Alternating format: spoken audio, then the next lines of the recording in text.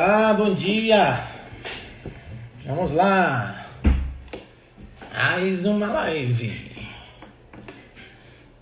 3, 6, 7, 14, 15, 16, 17, 18. 18ª, 20ª live no mês de abril. Bom dia a todos, sejam bem-vindos. Nossa live tradicional das 11. Fizemos uma hoje às 7 da manhã. Você estava aí? Você perdeu?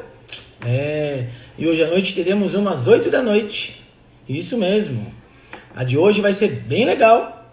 Hoje eu vou falar sobre custos para processo seletivo. Depois dá uma olhadinha lá no meu stories, que eu vou colocar exatamente qual é a página que eu vou falar sobre custos de treinamento. Você vai aprender exatamente tudo o que precisa saber sobre quanto que você tem que ter reservado para fazer os processos seletivos. Não importa quando, mas é legal a gente saber isso. E vamos para mais uma entrevista de sucesso. Cadê meu amigo Alex? Tá aí já? Tá. Essa live. O cara acordou 5 da manhã, tá desde as 7 horas da manhã. Ó, meu amigo Alexandre Santana, sábado, domingão é você, hein, Ale? E aí, Alex? E aí, Scott? Beleza? Beleza? Mais uma, hein? Vamos lá, vamos conhecer a história desse cara, esse grande pequeno homem. Alex, galera hoje quer conhecer tua história. A gente quer saber seu nome, aonde você nasceu, como é que foi sua infância, teve pais por perto, como é que foi? Conta aquela infância lá no comecinho, vamos lá. Bom dia, né? Primeiramente, valeu, obrigado pelo convite, Scott. Tá. Eu tô ficando acostumado. Terceira live antes de 24 horas, hein? É verdade.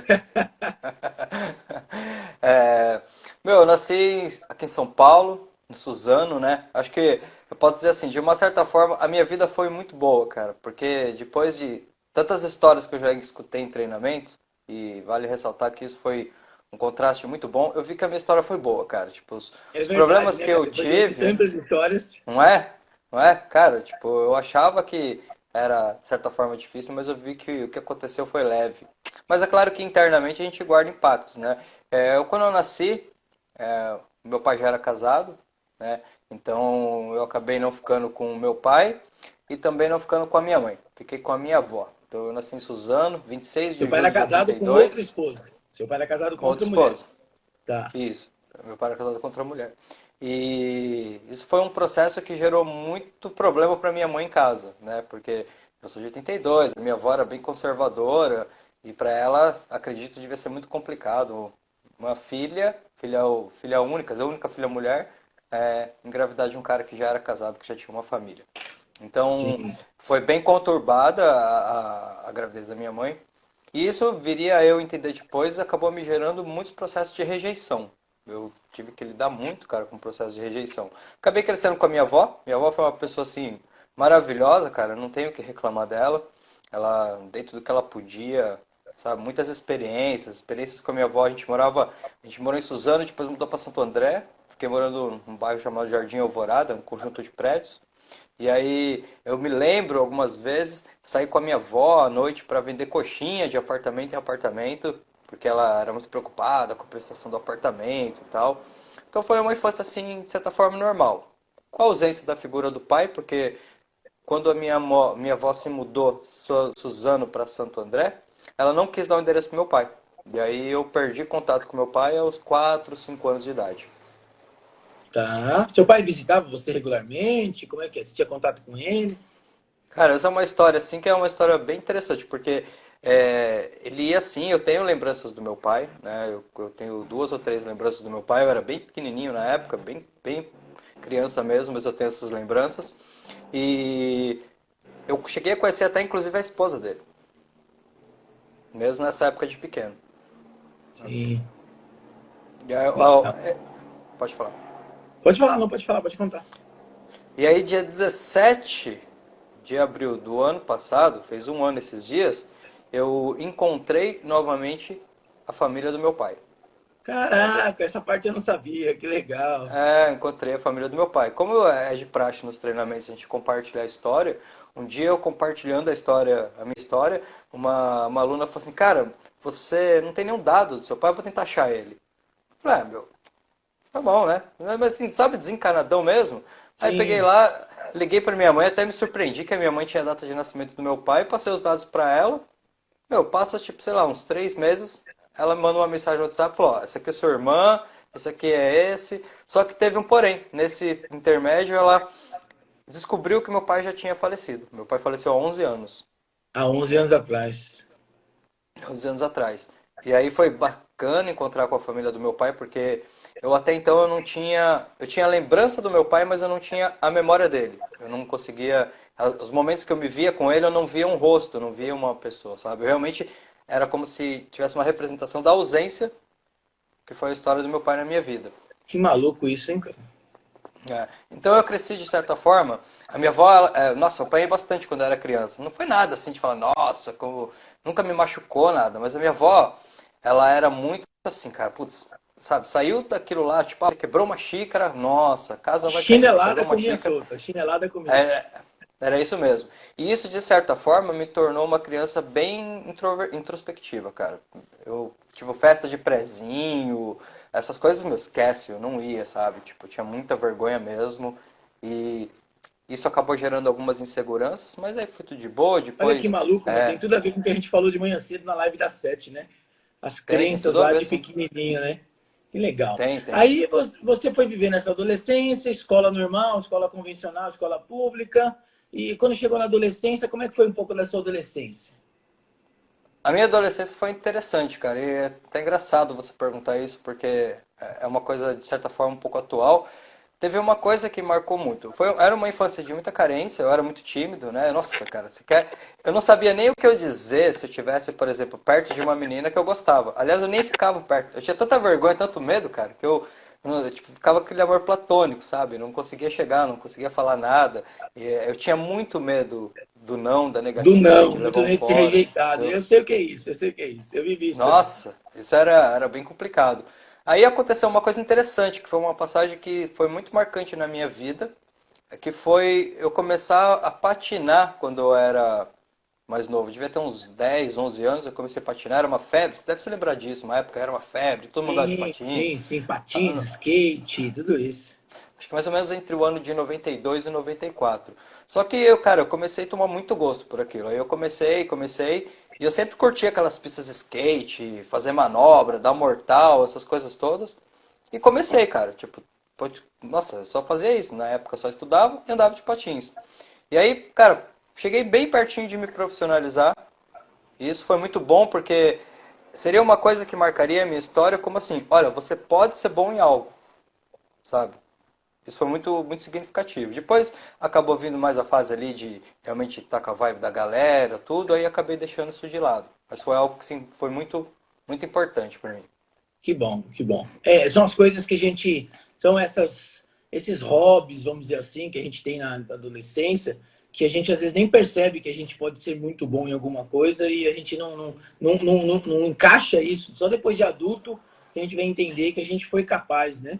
Lá também ainda continua sendo capaz do que a gente quiser, né? Sim, totalmente, Scott, totalmente. Foi muito bacana porque como eu não tinha a intenção, na verdade, olha como é louco as coisas, né? Porque eu parei de tomar gosto pelo patins quando eu comecei a me preocupar mais em ganhar campeonato do que em patinar. Aí eu Olha isso. O perdi a poder, o motivação. filme, me lembrou agora o filme Poder Além do Agora, né? Porém da Poder vida, Além da isso. Vida, Poder Além da Vida, exatamente.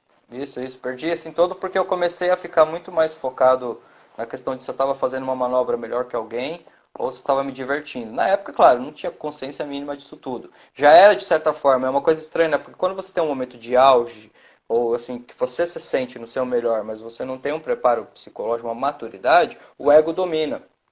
E foi o que começou a Exatamente. acontecer. Exatamente. Só que a gente não tinha esse conhecimento lá atrás, né? Não, zero conhecimento E aí, o disso. que mais que você aprontou na sua adolescência aí? Estudou escola estudou até o ensino médio, finalizou o ensino médio, tudo em São Paulo, Santo André. Pensava em Não, trabalhar já. a verdade foi, a minha avó ela tinha uma crença que foi uma coisa que foi muito natural para minha vida e eu tive que trabalhar. A minha avó ela sempre falava assim, em referência à escola, e isso vai te dar uma métrica. Se você tirar C, tá bom. Então, eu Ou sempre fui seja, o aluno, te buscava o criou na C, mediano, te criou um no mediano. mediano. mediano. Então, pra mim, eu nunca me preocupei, cara, tipo, em dar o meu melhor, em estar ali, fazer a coisa acontecer. Meu, tirou o C, beleza, sabe? Tipo, faz aí pra passar e tá tudo certo. E isso, acho que todo esse processo, a minha história, tudo que aconteceu, gerou muita carência, né, meu? Então, pra mim, assim, a vida era preta e branca até que eu tivesse uma namorada, sabe? Nada fazia sentido. Depois que passou essa fase do patins, veio a adolescência, parece que aqueles sentimentos de falta, muita coisa que eu viria a compreender depois, começaram a influenciar muito. Então, minha avó se mudou de Santo André para Sorocaba. Em Sorocaba eu terminei os meus estudos, porque eu conheci uma menina lá, que foi minha primeira esposa, né? Aí a gente ficou namorando um tempo e eu tinha parado de estudar, né? Eu nunca fui muito chegado, acho que quinta ou sexta série eu parei. E aí, de repente, eu tô lá na casa da minha ex-mulher e a mãe dela fala assim, meu, vai ter um supletivo aí, tal, num sindicato, vou inscrever você, vai ter um sorteio de vagas. Cara, eu lembro como se fosse hoje, porque eu lembro que eu falei pra ela, beleza, sabe, aquela coisa meio assim, de como eu vou falar pra mãe da minha namorada que eu não quero estudar, mas tá bom, vai, deixa fluir, né? Aí fomos lá Sim. no bendito do sorteio, primeiro a ser sorteado, cara. Ô, Primeiro a ser Robertão tá sorteado. aí, ó. O Robertão chegou Eu, aí, José fala, Luiz Humberto, tudo também. bem? Primeiro a ser sorteado. Eu falei, cara, se fosse uma coisa boa eu não ganhava, mas para estudar eu fui o primeiro. Se Olha a lascou, mente, olha a mente, né? se Cara, lascou. isso veio a salvar minha vida, por quê? Porque aí eu concluí os meus estudos e aí alguns anos depois eu viria para São Paulo. E na verdade foi esse sorteio, olha só como é as coisas, né? Que fez com que eu conseguisse entrar na Gol, porque eu fiquei casado um tempo. Foi um relacionamento muito complicado porque eu não tinha maturidade. 16 para 17, 17 para 18 nasceu minha primeira filha, Camila. E aí, assim, não tinha um emprego estável, né? Eu sempre gostei de coisas criativas e tal. Eu sempre tive a ideia de montar alguma coisa voltada com artes gráficas, fazer um jornalzinho de bairro. Eu tinha isso muito na cabeça. Eu queria fazer um jornalzinho de bairro. E aí, um dia lá em Sorocaba, um amigo meu comprou um computador. Naquela época, meu, tipo, quase ninguém tinha computador. E eu falei, cara, vamos montar um jornalzinho de bairro aí? Como é que faz isso? Sei lá, peguei uma folha de sulfite lá, dividi uns quadradinhos. Aí eu falei, ó, a gente pode cobrar R$ 5 cada quadradinho desse aqui, vai passando nos comerciantes aí, falando com eles, e a gente imprime, cara, e depois a gente entrega e tal.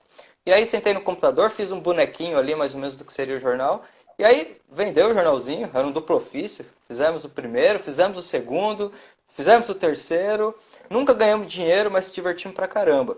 Que E aí legal. aconteceu uma coisa muito louca, porque um dia a gente já tava com o jornalzinho quebrado, já não tinha mais como continuar, aí ligou um cara de uma agência pra mim. Ele falou, cara, pô, você que faz esse jornalzinho aqui, vocês jogaram aqui na agência e tal? Eu falei, sim, sou eu, tal, eu e um colega meu. Ele falou, você pode vir aqui pra gente conversar? Eu falei, ó, eu posso, mas o jornalzinho não sei se vai sair mais. Ele falou, não, vem aqui pra gente conversar. Aí fui lá, aí sentei O com ele, jornalzinho foi só o caminho, o jornalzinho foi só olha o só, conector. foi só o conector. Jurandir é o nome desse cara. Esse cara foi, de certa forma, esse cara foi o cara que teve assim, foi o primeiro cara que me levou para curso de PNL, para palestra de motivação. Eu acho que com o tempo eu fui analisando que esse cara teve um papel muito importante em todo o direcionamento que a minha vida ia dar. E aí Tem chegou lá, muitos o anos Jura falou para aí. mim assim, ele falou, cara, posso te falar uma coisa muito sincera? Eu falei, pode. Eu falei, "Pô, seu jornalzinho é muito ruim, cara. Então, vocês não têm diagramação, tá tudo muito misturado. Mas teve uma coisa aqui, e olha só isso, Scott. Ele falou assim, teve uma coisa aqui que me chamou a atenção. Você tem venda. Porque era um A3, eu acho, então que é tipo dois duplo ofício. E era frente e verso, ou seja, eram 4 páginas de quadradinhos vendidos. Dessas alturas já tinha uma paginazinha de classificado, né? Passava lá, batendo tua casa lá, às vezes as pessoas começaam a ligar. Ô, Scott, você tem aqui uma bicicleta aí, quer anunciar aqui no jornalzinho do bairro? Então, e aí ele falou assim, você não quer trabalhar aqui na agência? Quero, cara. Claro, claro que eu quero. Você já estava casado, Scott. E aí entrei na agência como contato comercial. Eu tive uma boa oportunidade, na época, vender outdoor, jingle para rádio, né, todas essas coisas assim voltadas à marketing. A gente ia no comerciante, né, e falava pro cara o seguinte, a gente é um auxílio para você. O que a gente pode fazer? De repente, tua loja aqui, ó, vale você fazer um classificado, de repente você tem um potencial para fazer sei lá, um outdoor ou um jingle para uma rádio, até vincular na televisão, enfim. Então eu que estava lá vendendo jornalzinho de bairro. Um dia, alguns meses depois, estava lá vendendo Band, SBT, outdoor e Olha fazendo que curso com legal. Ou esses seja, caras. é legal isso, porque de certa forma você não bloqueou aquele ímpeto de criar aquele jornalzinho de bairro, aquilo começou de alguma forma como um biquinho, né? E te conectou a uma coisa maior, né? Que Foi legal, isso cara, mesmo, que né? legal, que É legal. engraçado Você isso, ficou né? quanto tempo nessa agência? Então, eu fiquei acho que uns 4, 5 meses, porque o que que acontecia? Eu era contato comercial. Meu, eu era o único contato comercial, tipo, sei lá, que tinha, na época devia ter 18, 19, mais ou menos. Eu não tinha carro e eu não tinha dinheiro. A agência, ela, tipo, ela te pagava a comissão, mas você tinha que sair pela cidade. Então, eu literalmente rodava a cidade a pé, cara. Tipo, eu rodava a pé. Tinha uma mala que onde você ia lá, e indo de comerciante em comerciante. Eu trabalho para agência, quer fazer isso, quer fazer aquilo.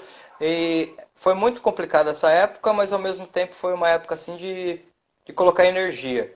E nisso eu fiz amizade com uma senhora que era contato comercial de um jornal chamado Jornal Diário de Sorocaba. E aí ela me convidou para trabalhar no Jornal Diário de Sorocaba. E lá eu fiquei um tempo.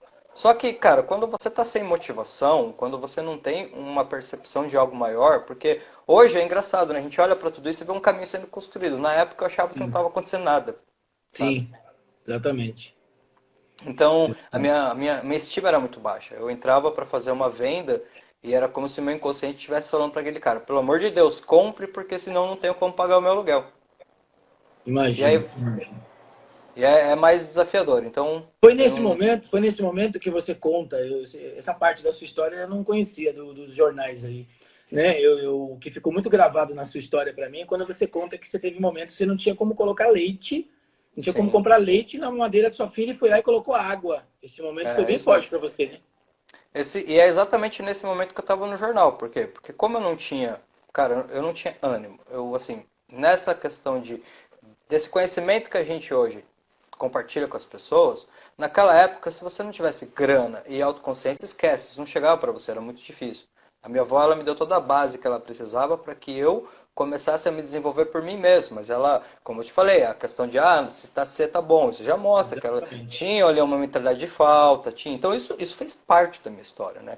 Então, eu ia no jornal todo dia, pegava ali 5, 10 reais que era ajuda de custo diário, e às vezes voltava para casa, cara, tipo, porque eu não tinha motivação para vender, nem para sair andando na rua com É, aquela você falou uma mala. coisa interessante, né? Eu não tinha ânimo. E ânimo, né? Do latim vem alma, falta de alma. Né? Olha que maluco isso, quando a gente está se sentindo assim, né? Sem ânimo para nada, achando que já tudo foi por água abaixo, que acabou tudo. Falta alma pra gente, né? Falta nossa, é como se a nossa alma tivesse ido embora, tá só a carcaça, né? E É como é que isso mesmo. foi esse episódio aí? Você chegou em casa, E aí foi colocou. isso. Não, a gente estava em casa, estava com a mesma. Eu lembro que a gente morava numa casa bem simples. A porta da cozinha, eu me lembro até hoje, ela era daquelas portas que tem vidro, sabe? Na porta. Só que não tinha vidro na porta, porque tinha quebrado os vidros e ficava sem vidro mesmo, praticamente ficava aberto e tal. E aí um dia a Camila chorou, cara, não tinha leite, não tinha o que fazer. Colocamos água na mamadeira lá e pedimos a Deus que ela dormisse. E graças a Deus ela tomou água e dormiu. Esse momento foi um ponto marcante, ou só o ponto de você dar uma virada?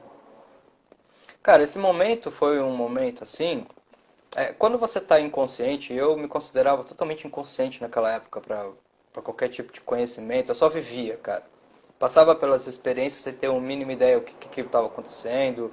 Eu acreditava, mesmo sem saber naquela época, que alguém mudaria a minha vida um dia. Que alguém daria uma oportunidade, que eu, sei lá, sabe? Tava seguindo por esse ramo. E aí o que acontece? Tipo, nesse interim, a minha avó, ela foi fazer uma viagem para casa do meu tio Roberto, que você conhece, né? Sim. E aí meu tio perguntou, como é que tá o Alex lá, tia? Falou, olha, tá complicado, ele não tá conseguindo vender, tá com dívidas, nessa altura já devia estar com uns 2, 3 aluguéis atrasados. E aí, beleza, ela voltou da viagem, o tio falou assim, eu vou tentar dar uma oportunidade para ele na Gol. O que eu consigo é colocar ele numa seleção, né? Tá. E isso aconteceu, né? Isso Isso foi aconteceu, que eu fui ano? fazer... Isso foi que ano? Putz, isso foi... Eu entrei na Gol em 2003, isso foi 2002. Não, 2002, 2003 estava com mesmo. quantos anos? Não, 2003 mesmo, porque eu entrei em dezembro na Gol. Vixe, peraí, conta essa hora. 2003, tô hoje com Mais 38. ou menos. Nossa, cara. É, 38, 28, 25, por aí, 24, 25. 25 anos, 24 anos, com uma menina de quanto tempo já? Um ano e meio, 2 anos? A Camila, nessa época, estava fazendo 3 anos, porque eu fui registrado na Gol no dia do aniversário da Camila, 18 de dezembro. Ah, Legal, legal. Aí você foi fazer a seleção. Conta pra gente esse momento da seleção. Estamos com 17, quase 20 minutos de live aí, tem bastante tempo ainda. Vamos lá. Putz, a seleção foi uma coisa interessante, porque às vezes eu até vejo o pessoal contigo aí, eu falo, cara, às vezes a ignorância é uma bênção mesmo, né? Acho que se eu tivesse todo esse conhecimento, eu ficaria muito preocupado, mas eu só queria, cara. Tipo, foi um momento assim que, quando meu tio falou que tinha uma oportunidade na Gol, aquilo simbolizava pra mim, Scott, uma mudança de vida muito grande. Primeiro porque eu nunca tinha trabalhado. Eu sei bem exatamente o que é isso. É tipo assim, a tábua de salvação. Eu tenho que me Isso. agarrar nela para não me afogar. Mais ou menos assim, né? É, não, totalmente, cara, totalmente, porque eu não via um outro caminho, e aquilo era grandioso, e até pela questão de avião, né, porque eu, sabe-se lá por que cargas d'água, desde criança, sempre disse que queria ser piloto, sempre tive uma inclinação para isso, olha que louco isso. E, beleza, vim fazer as seleções na Gol, eu ia entrar a princípio na ferramentaria da manutenção, fiz os processos, eu lembro como se fosse hoje em dia que eu entreguei o currículo para psicóloga, ela falou para mim assim, precisa de foto. E, cara, a ingenuidade às vezes ela salva a gente, né? Eu falei pra ela assim, olha, sabe o que que é? É porque eu só tinha dinheiro ou pra tirar foto ou pra vir aqui na seleção. Por isso que eu tô te entregando sem foto. E é muito louco, porque acho que todos esses movimentos, eles reverberaram muito a favor. Eu lembro que tinha uma prima minha, que ela tentou duas ou três vezes entrar na Gol e não passava no processo. Então, quando eu saía do processo, eles iam me buscar, e aí, como é que foi? Estavam preocupados, pelo menos eu sentia isso. E, cara, tranquilo, foi legal. Lá, conversei com a psicóloga, deu tudo certo. Eu lembro, Dentro como se do fosse seu hoje. conhecimento de seleção, dentro do que você imaginava que eles podiam estar buscando, foi normal. Ou seja, a expectativa não era tão grande. Tinha a intenção de querer, mas a Sim. expectativa estava desalinhada em relação a isso, né? Cara, era como se de alguma forma, era uma coisa tão maluca que eu nunca nem parei pra pensar em como seria não estar na Gol. É como se quando aquilo veio pra mim eu senti que era meu. Eu não sabia disso que eu tô te dizendo, porque lógico que eu voltava pra Sorocaba, eu pegava o ônibus de Sorocaba pra São Paulo e, meu, vinha com um monte de esperança, era literalmente uma vida nova, era pensar, cara, agora eu vou ter uma grana, eu vou ter um emprego numa boa empresa e tal. E foi Sim. passando os processos. Então, era isso que eu buscava. Eu lembro como se fosse hoje que teve uma dinâmica de grupo, naquela época eu não entendia nada, que ela falou, ó, pega uma revista aí, corta uma imagem e diz o porquê que você está usando essa imagem. E, cara, eu lembro como se fosse hoje essa imagem. Era uma imagem de uma festa, tipo assim, uma festa de gala com as pessoas brindando. Eu fui lá, cortei e falei, eu quero porque é isso aqui que eu busco, sucesso, eu busco realmente, sabe, perseverar. E hoje, né, olhando para trás, pô, foi muito assertivo, né? Ela Muito, viu, muito na veia. né? Vitória, progressão, mexe muito, muito, muito. E era muito real, sabe? Eu queria mesmo isso. Para você ter uma ideia, aconteceu uma coisa muito inusitada, né? Aí eu fiz as seleções, quando chegou para entrar na ferramentaria, o que aconteceu? Não pude ir para a ferramentaria porque meu tio era gestor de manutenção. Ou seja, Então, você foi vetado de ser contratado porque não podia ter o mesmo sobrenome, o mesmo contato familiar, na mesma diretoria, né? exatamente, exatamente. Eu, Alex de Carvalho, e ele Carvalho, com certeza teria problemas. E aí o que aconteceu?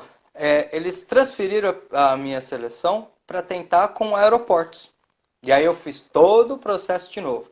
Minha última seleção era um carnaval, era Halloween, alguma coisa assim. E aí, para você ter uma ideia, a gente estava lá fazendo o processo seletivo, e aí entrou o gerente de Congonhas. O cara entrou vestido de pirata, porque ele estava fantasiado lá no aeroporto. A Gol fazia muito isso na época, sabe? Sim, Halloween todo mundo ia fantasiado e tal. sim, sim. O cara entrou vestido de pirata para fazer as seleções, tá ligado? Com a peixeira. E aí, quem fala inglês aqui? A menina fala inglês, já começou a meter entrevista em inglês. Quem que fala espanhol? A menina falou, já meteu espanhol com a menina. Velho, eu não falava nem português direito. Eu lembro que ele perguntou pra menina, o que que você faz? Ela falou assim, eu sou bacharel em turismo. E eu fiquei perguntando, o que que será que é esse negócio de bacharel? Sabe? Porque eu não tinha conhecimento, cara, não tinha conhecimento nenhum. E aí, quando ele veio falar comigo, né, e você, tal, o que que você já fez? Adivinha o que eu fui falar pra ele que eu já tinha feito? O jornalzinho de bairro. Contei a história do jornalzinho pra ele. E, cara, deu tudo super certo. Eu entrei e ele falou assim pra mim: quando você entrar em Congonhas, você vai fazer o Congonhas Post. Primeiro jornalzinho da Gol. E esse jornalzinho chegou a sair mesmo, cara. Entendeu? Ele me tirava do check-in e falava: você vai sentar ali, pega o informativo que está acontecendo. Não foi oficializado pela empresa, mas chegou a acontecer mesmo. Internamente aconteceu, olha que legal. Ou seja, aquilo que você criou lá para criar um bico te conectou de novo. Olha lá que maluco, para a gente não largar nossas ideias ao Léo, né? Te conectou de novo com esse processo. Aí você começou na Gol exatamente no dia do aniversário da Camila, dia 18 de dezembro. 18 de dezembro, uma quarta-feira, eu lembro como se fosse hoje, porque, Foi o seu presente de Natal, não foi? cara, foi demais, né? Foi um momento assim que, putz, sabe, quando aquilo aconteceu, foi a primeira vez na minha vida que eu fui no aeroporto de Congonhas, foi quando eu comecei, eu tava fazendo a seleção ali. E o primeiro dia que eu, putz, fiquei assim, eu me vi ali na pista, perto daqueles aviões, foi uma sensação incrível, cara, porque para mim, eu realmente enxergava, e enxergo até hoje, muito valor nesse trabalho. É um trabalho que é diferenciado, não tem como dizer que não é porque Sim, sim, sim. é diferenciado. Então era um Aí, marco assim. aí como agente de aeroporto, você foi se desenvolvendo, você foi enxergando os gaps da empresa, e depois você teve mais uma promoção lá dentro. Você ficou quanto tempo em total da Gol? Foi, ó, aconteceu uma coisa interessante, porque quando eu entrei na Gol, a minha ex-mulher quis separação. Então, foi assim, eu entrei na Gol com o sentimento de, beleza, agora eu vou conseguir potencializar a minha família. E quando eu volto para Sorocaba para conversar, ela fala, Alex, para mim não dá, fechou por aqui. Então aí ficou de um lado maravilhosamente bem porque estava na Gol, o outro lado porque estava sozinho, longe da minha filha e tal. E esse foi um processo assim, cara, que eu levei muito tempo para ressignificar, sabe? Assim, então eu posso dizer para você, quando eu entrei na Gol, eu não tinha a mínima noção do que era trabalhar numa empresa grande, porque todos esses processos pessoais que eu estava vivendo, eles dominavam a minha mente. Eu não conseguia parar e pensar qual que é a minha estratégia de carreira. Então, o primeiro ano na Gol, eu lembro que eu saía com o pessoal, cara, tipo, a gente saía à noite e tal, ia lá, Aerobir, os barzinhos da vida, não falava nada. O Alex era um cara que ficava quieto na mesa, ouvindo e rindo. Fim, entendeu? Quando parava ali, eu não sentia que eu tinha o que falar, cara. Não, não tinha. Entendi. Você Né? sentia oco, um vazio, né? Total, total, sabe? Total, muita Um carência, vazio. realmente Um ali. vazio de comunicação no sentido de conhecimento, a parte intelectual, a parte acadêmica, um vazio, falta da família, da filha, de tudo, meio que Isso. perdido no mundo, né? Isso. Foi como se por um minuto nada daquilo mais fizesse sentido. Né? Então foi passando esse processo, foi melhorando. Eu fiquei exatamente 2 anos como agente de aeroporto. Né? Um ano de empresa, a primeira coisa que eu fiz quando eu tirei um ano de empresa foi pegar meu benefício. Eu não me importava nem para onde que era, eu queria viajar de avião. E foi assim um momento bem legal, eu peguei, eu lembro como até se fosse hoje, estava lá no portão de embarque, já tinha finca de Congonhas, né? Quando eu comecei a trabalhar lá também não tinha ainda, Sim, puxamos muita fila remota ali e tal. sim. E eu estava até comentando com a Ariana, eu estava vendo um programa aqui, estava mostrando o Goulart de Andrade, e um dia a gente foi buscar a fila e quem estava no primeiro da fila era o Goulart de Andrade. Você se lembra que no programa dele ele falava assim, né, vem comigo, né? É Então isso aí. foi exatamente o que eu disse para ele, vem comigo. E foi bem bacana ter essa Legal, oportunidade. E, legal. e aí foi passando esse tempo, cara, mas fui entendendo uma coisa, se você realmente não tem uma meta de carreira e um objetivo e não tem consciência do que você precisa desenvolver, o tempo de casa não vai te levar a lugar nenhum. Fica estagnado, né? Ano após ano, fazendo sempre a mesma coisa, sempre os mesmos assuntos. E aí você vai vendo as pessoas saírem e entrarem, e você fica literalmente ali parado naquele ponto, né? Exatamente. Com 1 ano e 7 meses mais ou menos veio a oportunidade de fazer uma prova para trabalhar com peso e balanceamento. O salário era melhor, e sou bem sincero dizer para você que naquela época só o que eu via era o salário, eu não tinha a mínima noção, vou trabalhar nisso porque gosto. Não, onde que está pagando mais? Ali, ó, vamos para lá. Né? E aí fiz a prova, passei na prova, e aí fui para a área de peso e balanceamento. E foi uma nova fase, né? Porque ali o negócio era mais sério, né, cara? Você tava ali, você tinha que ler as navegações, você tinha que fazer bem o balanceamento do voo para não ter problema com o CG do avião, né? Sabe? Era uma questão ali muito importante. Você podia, de repente, Sim. um erro de uma digitação, em vez de você colocar, por exemplo, 40 passageiros numa cabine de um avião, você põe 4, né? E E isso aí, influencia o todo o risco da cálculo de voo, segurança. O risco da né? segurança. É, Então, talvez ali você começou a despertar mais a sua consciência para a sua importância na corporação. sim, de certa forma sim, porque ali a coisa era um pouquinho mais embaixo. Não que como a gente de aeroporto não fosse, também você tinha ali muita Sim, responsabilidade, sim, né? sim, sim. Mas ali era mais técnico e era exigia mais. Então foi uma boa aprendizagem trabalhar como despachante técnico. E aí, cara, vai passando o tempo também, passou o quê? Alguns anos, um ano e pouquinho. Aí chegou aquele momento que eu falei, cara, tá bom, legal, mas e aí? Ainda não estava muito contente com isso, né? E aconteceu um fato interessante quando eu era agente de aeroporto, porque a gente sempre que estava ali embarcando os voos, 10, 10 e meia da noite, Congonhas fechava às 11. A coordenação chamava muito na fonia, né? Ô, pista do voo tal, como é que tá? Saiu no pushback, fechou portas tal. E aí acabei pegando amizade com os caras lá. E aí um dia eu falei para um deles, falei, meu, posso ir um dia aí acompanhar o teu trabalho, entender como funciona? Ele falou, claro, pode. Aí peguei um dia que tava de folga, liguei para ele, fui para a coordenação e fiquei lá com os caras a tarde inteira. E aí acho que isso para ele foi uma coisa muito interessante. Acho que não sei, tipo, para ele falou, cara, você estava de folga, você veio aqui ficar um dia com a gente, você não tem interesse em trabalhar aqui não? Eu falei, tenho, cara, claro que eu tenho. Ele falou, pô, você não viu? Tem vaga aberta no portal. Entendeu? Pô, você não mandou teu Que currículo? Eu legal. falei, putz, não mandei. Ele falou, cara, senta no computador ali e digita o teu currículo agora. Foi o que eu fiz, sentei no computador, digitei o currículo, entreguei para ele. Quando ele pegou meu currículo, ele falou assim, putz, só tem uma coisa aqui. Você não tem faculdade? Eu falei, não tenho faculdade. Entendeu? Não tá nem cursando nada? Putz, não tô, cara. Ele falou, meu, caramba, é que esse é um item que não tem como. Então, olha o seguinte, não vai ser dessa vez, mas dá um jeito na tua faculdade, porque na próxima você tá com a gente. E aí, acontece o que alguns meses depois? A Gol lança a primeira turma de aviação civil com a Embi Morumbi. E lá Legal. estava eu, In Company. em Legal. company. Então foi maravilhoso. Tive nessa primeira turma, né, foi onde eu fiz a minha graduação. Só que ela me levaria para um outro caminho, Scott. Eu ainda estava como despachante técnico, até então nada tinha acontecido, estava só ali. E aí, como A universidade, despachante. de uma certa forma, a universidade, de uma certa forma, abriu sua mente, né? Sim, sim, sim. Eu acho que eu tive um privilégio, cara, porque se você pega, pô, o comandante Paulo Licati, que hoje é presidente lá da Associação dos Pilotos, era colega de classe. O comandante Adalberto Boxan, que hoje é presidente da ASTA, era colega de classe. Putz, cara, comandante Miguel Ângelo, que tem vários trabalhos, meu, tinham várias figuras. Na verdade, eu sentia que eu estava ali com 40 professores, cara. Eu era o único aluno. Porque tudo Que que o professor legal, trazia que ali, legal. aqueles caras tinham conhecimento, eles já tinham vivenciado. Era diferente daquela sensação de estar lá na escola, e diferente você estar ali com caras que têm um conhecimento. Que E legal, nisso, que legal. eu acabei conhecendo um comandante chamado Paulo Luiz Pardal, que é um comandante que tem uma gratidão eterna por ele. E ele um dia lá num intervalo chega para mim e fala, meu, você nunca pensou em dar aula? Eu falei, eu dar aula?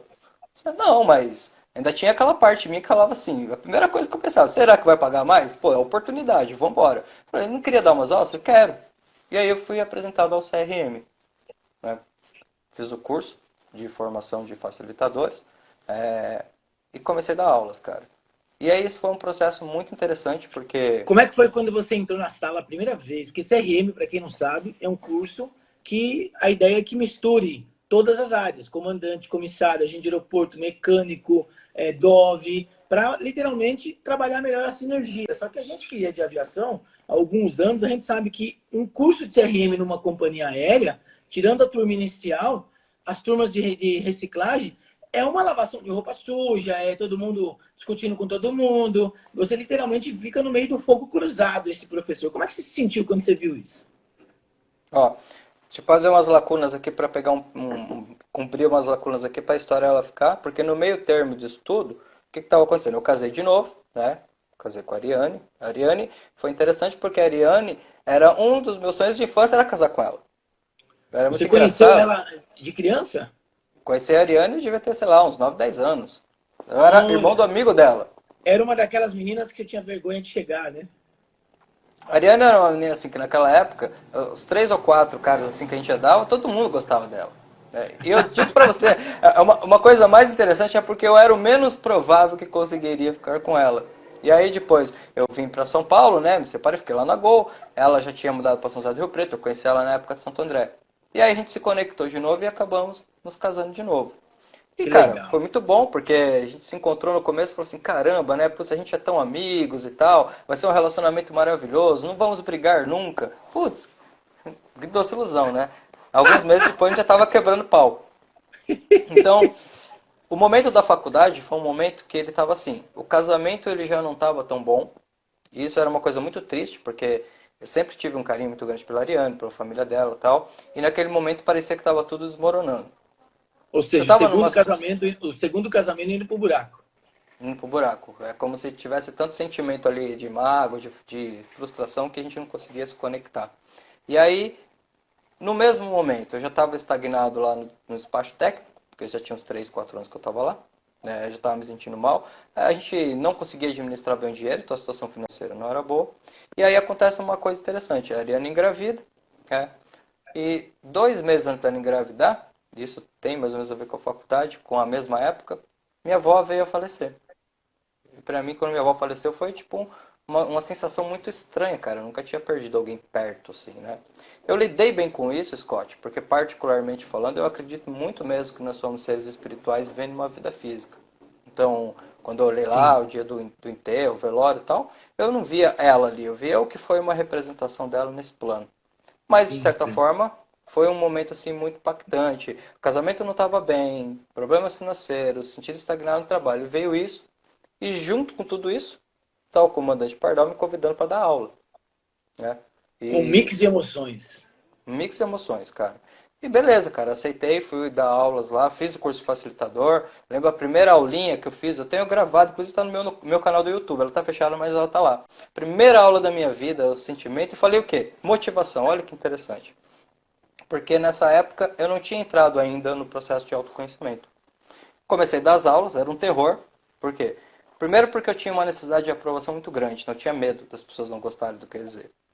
Aí eu chego no primeiro dia como observador, putz, cara, as pessoas estavam realmente desmotivadas. Não todas, é claro, mas uma boa parte. Então você estava lá falando, lá o facilitador, e ela falava assim, olha, vocês têm que cuidar da alimentação e tal. Aí virava um e respondia assim, pô, você veio falar aqui pra mim que tem que cuidar de alimentação, mas outro dia entrou comida estragada no meu voo, vocês não se importam com isso? Eu falei, eu tô perdido, olha só, cara, porque Só não é tomando fácil tiro. não.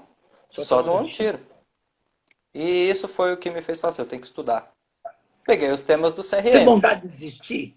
Bateu uma vontade de falar, meu, isso não é pra mim, não. Tô fora. Ou foi isso te despertou ao contrário? Fala, não, eu vou É buscar engraçado, conhecimento. é engraçado você perguntar isso, porque nunca tive vontade de assistir, mas sempre tive muito medo. Muito medo. Sim. Muito medo. Eu cheguei a me sabotar em alguns CRMs que eu ia ministrar junto com o pessoal de, assim, de faltar por medo, sabe? Medo de dar Mas o aula, de medo, como a falar. gente sabe hoje, o medo é a ausência do conhecimento. Então, você acabou usando Exatamente. isso o medo a seu favor. Foi buscar o conhecimento. Comecei a estudar os temas do CRM, comunicação, relacionamentos, liderança, consciência institucional, assertividade. E, cara, quando eu comecei a estudar, eu comecei a perceber uma coisa. Eu não conhecia nada sobre esses assuntos. Absolutamente nada. Então, foi a primeira vez que eu percebi que eu achava que tudo que eu sabia sobre a vida era suficiente. De verdade, eu achava isso. Mas não era por uma questão de arrogância, era por uma questão de, como é o nome da palavra? De uma certa ignorância. No Sim, sentido porque de se a gente parar para pensar, Alex, que a gente não tem esses temas na nossa formação acadêmica curricular comum, nada. seja no ensino médio, no ensino particular, na faculdade, a gente não tem essas cadeiras. Então, se alguém quer aprender sobre isso, tem que buscar a parte, que é o que você fez, o que eu faço, o que muita gente faz. Então, foi uma coisa assim, era bem desafiador, mas o que que aconteceu? Eu comecei a dar as aulas, comecei a estudar. Cara, quando eu comecei a estudar, não sei, aconteceu alguma coisa interessante, porque o dia em que eu percebi, eu lembro que tem uma frase que eu uso até hoje nos treinamentos e vem lá do CRM. O cara falava assim, a percepção é igual à realidade diferente da verdade. Vamos Eu lá, repete comecei, de novo aí. Repete de novo. A per- percepção. é igual à realidade, porém diferente da verdade. Entendeu? E aí o que que eu percebi com isso? Eu comecei a refletir. Refletir mesmo. Falei, um pouco, cara. Se a percepção é igual à realidade, diferente da verdade, isso quer dizer que no mínimo tudo tem dois lados. Mas se tudo tem dois lados, por que que tem coisas na minha vida que eu só enxergo negativo? E aí começa a entrar a inteligência emocional. Porque eu não parei mais de estudar. Pô, relacionamentos é comportamento. Tá, mas o que que gera o comportamento? O que gera comportamento são emoções. Tá, mas o que que é emoção? Eu achava que eu sabia o que era emoção. Aí eu fazia uma metáfora assim. Imagina que alguém te coloque, de repente, numa plateia para 1.000 pessoas para você explicar o que é uma emoção. Não tinha nada. Cara, eu não sei. Eu preciso saber o que eu não sei. Dizem que os novos analfabetos, eles não são as pessoas que não sabem ler, são as que não compreendem o significado das palavras. E Ou aí, seja, você foi se aprofundar mesmo. eu Você não se aprofundar. contentou em ficar numa camada rasa. Você foi se aprofundar mesmo no conhecimento. Ah, e aí o que que era, aí, o que que era emoções? Aí emoções levava você a entender o inconsciente, mas o que que é inconsciente? Aí levava para Freud, aí levava para Jung, aí levava para Lacan, e aí levava para psicologia, aí levava para psicanálise, aí conectava com filosofia, 2 anos estudando tudo que você puder imaginar. intuitivamente. Você pensou em algum momento que você ia ficar louco? Ficar doidão? De estudar Várias, tanto? várias vezes. Até hoje eu penso que eu posso ficar louco, pra ser bem sincero. Porque acho que quando você começa a entrar nesse movimento de autoconhecimento, nesse nível, e foi uma coisa que eu digo pra você que eu tenho um sentimento de ter sido intuído, porque eu não tive ninguém. Era eu refletindo comigo mesmo e o YouTube simplesmente ia me trazendo os conteúdos, cara. Eu ia conectando. As aulas na Gol começaram a ficar legais. Eu nunca tive problema com aulas na Gol, cara, graças a Deus. Porque eu já estava entendendo essa questão de ouvir, de conectar, do poder da emoção, da comunicação, como a gente falou hoje cedo. E Que isso tudo legal. começou a ficar muito forte para mim. Quando E é que o mais uma coach entrou vez, na sua vida? Quando é que o coach entrou na sua vida? Estamos com 30, com 40 minutos de live, vamos lá. Quando tá. é que o coach entrou na sua vida? De que forma? É muito legal essa parte da sua história.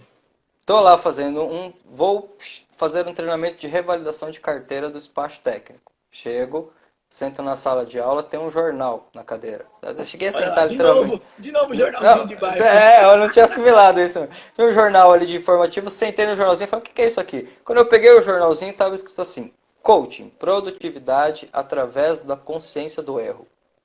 E essa frase brilhou. Até então, a primeira pergunta que eu me fiz foi, o que que será que é esse negócio de coaching? Foi isso que eu pensei. Mas, cara, isso, sei lá, implantou. E aí um dia eu tô trabalhando lá no meu setor e conversando com um, né, a gente trabalhava em baias, falei, eu quero fazer o curso de coaching. Aí a menina do lado vira e fala assim, eu também quero fazer. Eu falei, sério? Vamos ligar lá? Vamos. E aí a menina liga lá para saber como é que era. Eu liguei na época na Sociedade Brasileira de Coaching, ela ligou no IBC.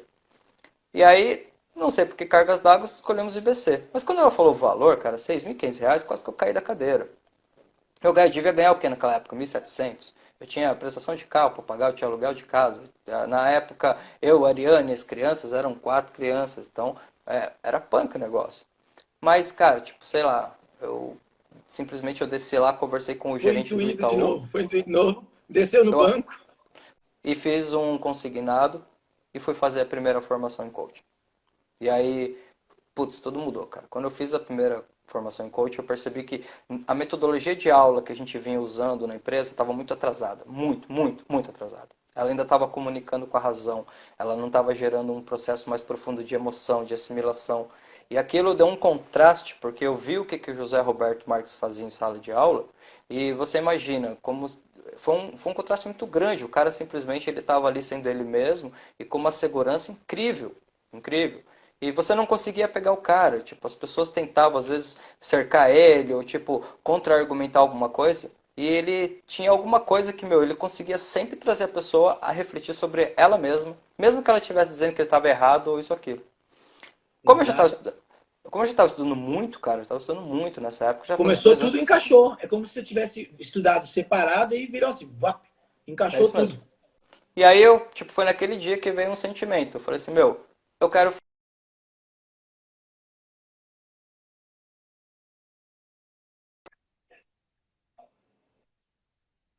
a área de coach de treinamentos na minha vida, sabe? Porque eu realmente senti que eu poderia também fazer aquele mesmo movimento. Que legal, que legal. Que legal. E aí teve um momento onde você, de alguma forma, eu lembro, né, que você fala que você queria implantar isso na empresa, até oferecer um processo, mas naquele momento a empresa te podou. Aí foi onde você tomou a decisão de começar a pensar em buscar construir isso fora, né? Quando você começa, tipo, nesse processo de autoconhecimento, você começa realmente a desenvolver umas crenças muito diferentes. Hoje eu acredito muito acredito verdadeiramente que a vida externa é um reflexo do interno. E quando você dá um input de mudança interno, cara, as coisas começam a acontecer.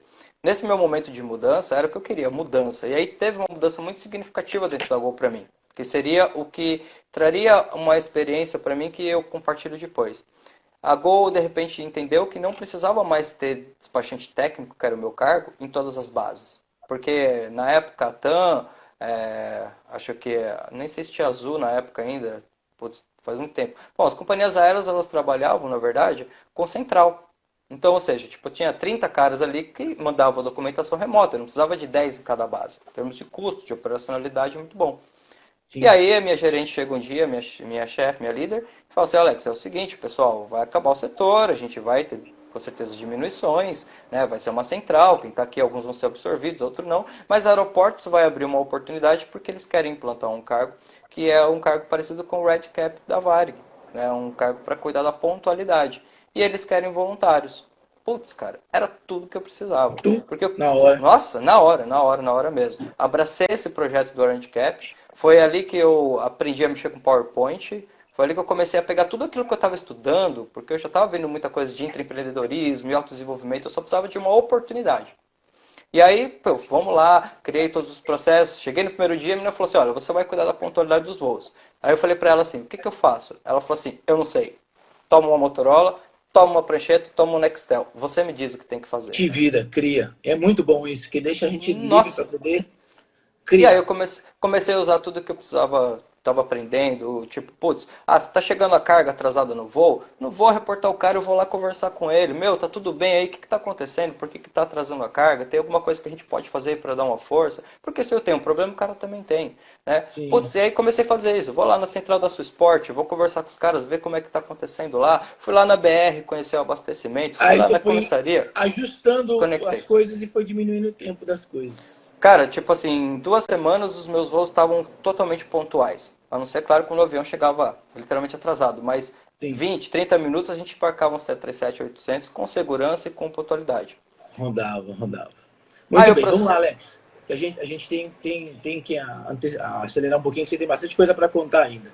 Esse processo todo, você ficou quanto tempo? Então, esse processo foi uma coisa de 2, 3 meses. Eu participei do projeto piloto, né? E o projeto piloto funcionou. A gerente me chamou, falou, cara, valeu, obrigado. Todo mundo contribuiu, claro, mas você teve aí um trabalho bem legal, obrigado. Agora eu preciso que você vá para a diretoria de RH ajudar a psicóloga a montar o treinamento. Isso é muito importante para dentro dessa história, Scott. E aí, Tá, tá. beleza. Fui lá para pro RH, lá para a diretoria de RH, e começando com a psicóloga, ela viu que era um treinamento comportamental, começamos a montar o treinamento junto. Acho que não deu uma semana, a psicóloga pediu demissão da Gol. E aí eu fiquei mais uma vez com a oportunidade de criar o treinamento à minha maneira. Viu? E foi Sim. o primeiro treinamento solo que eu fiz dentro da empresa. Foi o treinamento de formação dos Orange Caps. E foi E uma aplicou. experiência incrível. E apliquei. Apliquei Que porque foi uma legal, coisa cara. assim, muito, muito, muito bacana mesmo. Que Seria bom. o que Olha como são as viria. coisas, né? Nossa, lembra quando a gente estava falando com as pessoas sobre a questão de. Ah, você me perguntou isso hoje de manhã. Se eu quero um aumento, se eu quero gerar alguma coisa diferente. Cara, isso é muito importante, porque o que eu fui entendendo nesse momento é que eu conseguia construir o resultado. Eu não vou entrar em Com detalhes, mas certeza. eu fiz uma seleção de liderança na época e eu não fui aprovado. E quando de repente isso aconteceu, com os resultados que eu tinha tido, com a evidência daquilo, eu percebi que realmente a empresa estava num momento diferente. Porque eu tinha know-how, eu tinha resultado prático, cara, para estar naquele cargo de Sim. liderança. Mas naquele Entende? momento não tinha mais como ali sair daquele patamar. E aí, o que aconteceu? Me conta a história do guarda-chuva aí. Ah, então. Ah, é verdade, né? Tem essa história. E é Vamos pular exatamente para esse isso. ponto aqui para depois a gente Tá. fechar o pacote. Essa parte foi interessante porque aí fiz o primeiro treinamento durante CAP, aí veio esse lance do coaching. E aí fui fazer EBC. No segundo treinamento eu já tinha feito a formação em coaching. Quando eu cheguei lá, uma das coisas mais importantes que eu aprendi foi o seguinte: a minha avó ela sempre falava assim, se você quiser alguma coisa, não conta para ninguém, porque vão por zoião e você vai perder. E para mim isso era uma crença enraizada. Quando eu compartilho essa crença lá com o Zé Roberto, ele olha para mim e fala assim: eu convido você a refletir sobre duas coisas, né? Porque a sua avó talvez tivesse medo de que as coisas não acontecessem. Porque é claro que você não deve falar para todas as pessoas, mas você deve se lembrar que tudo chega para você através de pessoas. Então, quanto mais pessoas certas souberem do teu sonho, melhor, mais fácil de chegar para você. Beleza, a sensação foi assim, curou a crença, Em nenhum ressignificado. momento ele falou que a sua avó estava errada. Olha a técnica. Não, Em nenhum momento ele falou que a sua avó estava errada. Só fez você enxergar o ponto de vista da sua avó de uma maneira e te trouxe outro ponto de vista que ressignificou. exatamente. E aí, cara, beleza. Aí eu e a Ariane trabalhávamos juntos na Gol, né? Ela depois entrou na manutenção e depois foi pro DT também. E aí um dia ela entrou mais cedo que eu, ela foi de carro, a gente mora aqui na Conceição, e eu fui de ônibus. Peguei o ônibus, tô descendo lá perto do metrô Conceição, do aeroporto de Congonhas, aliás, chovendo, tô indo de uniforme pra sede, tem um cara na minha frente com guarda-chuva, o cara sabe-se lá por que cargas d'água, viu que eu tava de uniforme, e aí, pô, quer uma carona no guarda-chuva aqui? Falei, quero, obrigado. Você faz o que aí? Falei, eu trabalho na área técnica, né? Mas, pum, sei lá, veio aquilo na cabeça. Mas eu sou coach, quero trabalhar com coach para aviação. O cara falou, sério? Putz, mas eu estive ontem com um cara que fez uma palestra de coaching para aviação. Você quer o cartão do cara? Eu falei, bom, tem nada a perder, eu quero. Passou, dia seguinte eu encontro o Matheus de novo. Aí o Matheus me dá o cartãozinho. E aí foi uma coisa muito louca. Peguei o seu cartão, né? Falei assim, putz, eu falo com esse cara ou não falo? Porque eu pensava, meu, eu nunca fiz um trabalho assim fora daqui da Gol. Era uma coisa muito nova pra mim. Pô, eu vou mandar um e-mail pra esse empresário aqui, sei lá, vou ver o que acontece. E aí te mandei aquele e-mail, que inclusive eu tenho até hoje também guardado. Te mandei o e-mail, uns 20 dias depois você me responde, a gente marca. E aí começa um outro ciclo, que aí é o ciclo da Melhorando Pessoas.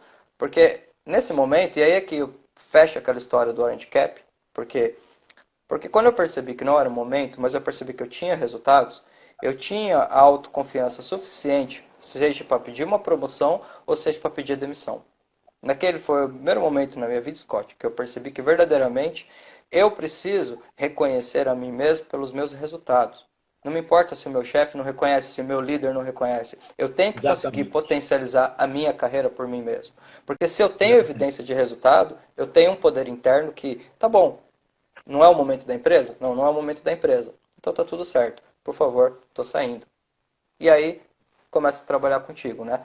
Vou lá, Foi conto quando minha eu te história pra convidei você. para quando eu te convidei para ser sócio, né, da Melhorando Pessoas. A gente estava num momento de expansão. Você já tinha implantado, me mostrado o mundo do coach, né, onde todo mundo já falava que eu fazia, mas eu não sabia o que era. Também não sabia nada o que era coach. E a gente começou. Você começou na nossa quarta turma do Garimpar.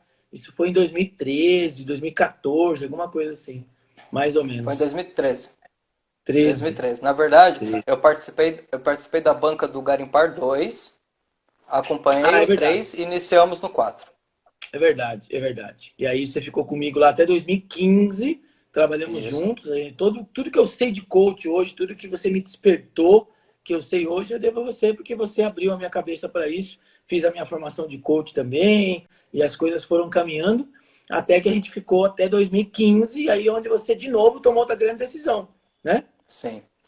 Na verdade, essa gratidão é recíproca, Scott, porque a Melhorando Pessoas, ela foi, na verdade, um berço para mim. Ela foi o lugar que me acolheu, porque eu não sairia da Gol por nada. Mas eu lembro que a gente olhava aquela salinha lá no Conjunto 35, que é a sala que eu atendo até hoje, e por mais que aquela salinha fosse muito menor do que a empresa Gol, naquela salinha tinha muito mais oportunidades. Aquele era o momento da minha vida que eu queria exatamente aquilo, cara.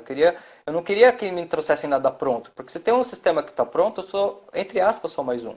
Mas se eu tenho a oportunidade de criar esse sistema, então eu tenho um significado diferente ali. E foi a porta que você me abriu. A coisa já estava acontecendo, devagarinho. Eu lembro ainda de dar aulas no Garimpar e sair para ir para Gol correndo porque eu tinha que trabalhar. Foi, Né? com certeza, com certeza. E o Garimpar era um processo revolucionário, né? Eram 8 dias, 8 domingos, onde as pessoas passavam lá 8 horas e literalmente a parte de conteúdo emocional, conteúdo comportamental, que é o que as pessoas tinham necessidade, tinham carência.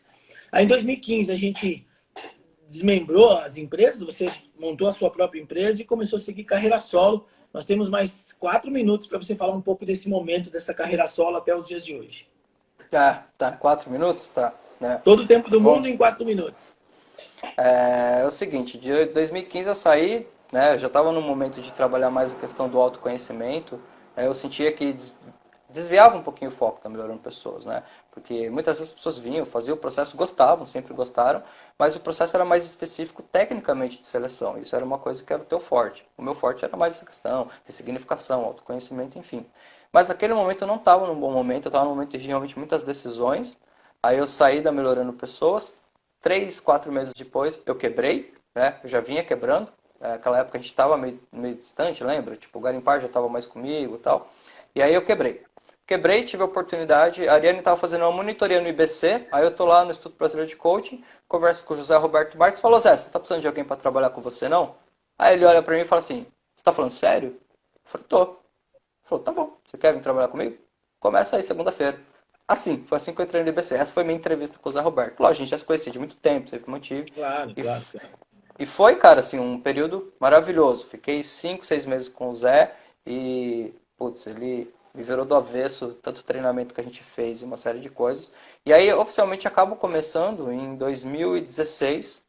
E aí foi quando começou toda a jornada, cara. Fui vindo na jornada, trabalhando, sempre procurando alguma ideia para acertar mesmo, para eu sempre tive uma coisa muito social, né, que acho que até é uma coisa que conecta muito a gente. E aí Sim. vem o Depende de Nós. No ano retrasado, eu parei e comecei a refletir sobre muita coisa e falei assim, eu quero ter uma viés desse trabalho que seja uma viés mais aberta, que conecte, que dê possibilidade das pessoas terem, tipo, um treinamento que tem ali um nível legal de qualificação, de reflexão. Graças a Deus o índice de aprovação do Despertar é muito grande, mas eu Sim. quero direcionar esse trabalho para as pessoas que não podem pagar 6 mil. Eu quero ter um valor diferenciado, eu quero ter um projeto diferenciado. E aí que estamos, correndo atrás, fazendo as coisas acontecerem, atendendo as pessoas. E para mim, cara, Hoje hoje você tem um trabalho muito legal, Alex, que você faz o coaching individual também, o processo de coaching individual, de relacionamento, de carreira, de transição, e você já teve de todos os tipos, né? já. Desde fazer coaching com um vice-presidente de companhia aérea até com uma pessoa que está lá no agente de aeroporto, que da onde você saiu. Como é que é para você lidar com esses contrastes, para a gente fechar a nossa história e você deixar uma mensagem de encerramento? Ô, Scott, tipo, só tem uma coisa que muda com quando eu atendo uma pessoa, por exemplo, que está querendo entrar no mercado, ou com uma pessoa que está na diretoria, ou que está numa vice-presidência que seja. As pessoas que estão na diretoria e vice-presidência, elas já entenderam que a ação é o poder. O poder pessoal está no fazer. Tipo, eles já entenderam isso. Tipo, eles normalmente têm perfis muito executores. Esses caras, a partir do momento que eles entendem o que eles têm que fazer, já era, eles já fizeram. Então, é um movimento que, assim, eles estão focando, não todos, tá? Isso também não quer dizer que eles sejam perfeitos, mas isso, eles entenderam que, tipo, esse crescimento pessoal é algo que, por mais que eu tenha problema com a minha família, que eu tenha problema, seja do que for, isso não pode ser abalado. Então, é prática para ele, é natural para eles executarem. É natural esses caras acordarem 5, 6 da manhã, irem correr antes de trabalhar. Tipo, tem um cliente meu que fala assim para mim, cara, eu chego às 7h30 na empresa, eu já tô acelerado mentalmente, porque eu acordei às 5, eu já caminhei, eu já fiz exercício, fiz uma série de coisas. Os caras estão acordando ainda a mentalidade. Até a Não, legal, ideia, direto da né? França, olha aí com a gente. Legal. Então, é uma experiência bem interessante. Quando eu pego alguém que está ali, é uma pessoa que não necessariamente ela não tem, mas pense uma coisa, quanto maior são os problemas que nós temos, menos nós estamos atuando na nossa vida. Porque a vida é Exatamente. um reflexo do que nós somos, né? Então, Exatamente.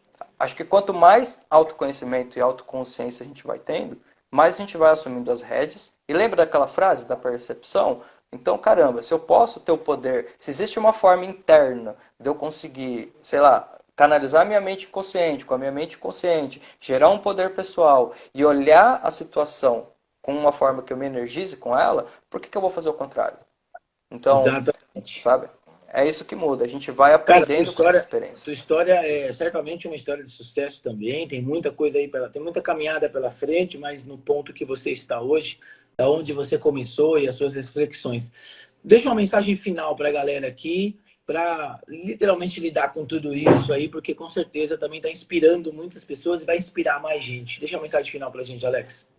Cara, eu acho assim, tipo, às vezes a gente tá fazendo as palestras, os treinamentos e às vezes as pessoas elas têm uma visão diferente, né? A gente da gente, a gente tá ali, sabe, no dia a dia, correndo atrás também, a gente tem problemas, a gente tem dificuldades, mas é exatamente delas que você pode escolher tirar a tua força, porque a gente não Exatamente. teria tempo suficiente para falar o como é importante você perceber que tudo o que você precisa já está nas tuas mãos. Mas é aquela coisa, enquanto você não for fiel no que você tem, para que você vai atrair mais coisas?